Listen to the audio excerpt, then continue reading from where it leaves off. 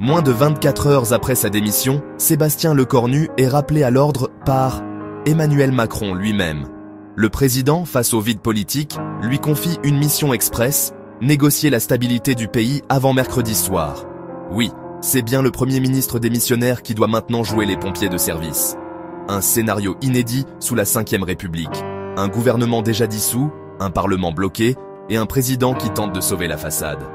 Lecornu, nommé le 9 septembre, a tenu à peine un mois. Son cabinet, le plus bref de l'histoire moderne de la République. Le malaise est total.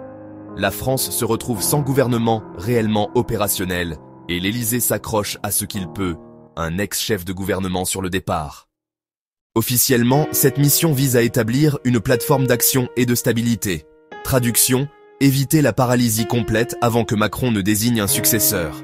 Lecornu doit discuter avec tout le monde. Centriste, socialiste réformiste, droite modérée, mais la route est semée d'embûches. À gauche, la France insoumise réclame carrément la destitution du président. À droite, les républicains refusent tout accord formel avec la majorité présidentielle. Et au centre, c'est le flou artistique. Dans cette cacophonie, Macron tente de garder le contrôle. Il veut éviter un 4e remaniement en un an, préserver l'image d'un chef encore maître du jeu, et surtout, gagner du temps. Son pari ? Recoller les morceaux autour de quelques priorités consensuelles. Budget 2026, emploi des jeunes, sécurité et santé publique. Mais à Paris, les alliances changent plus vite que la météo. Mercredi soir, Lecornu doit rendre son rapport. 2 scénarios se dessinent. Un nouveau Premier ministre ou la dissolution de l'Assemblée nationale. Dans les couloirs du pouvoir, on murmure déjà que Macron penche vers la 2e option.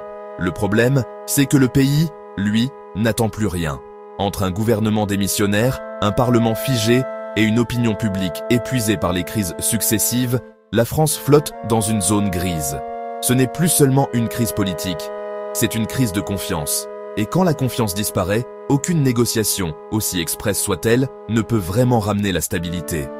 Si ce genre d'histoire t'intrigue, abonne-toi. D'autres arrivent très vite.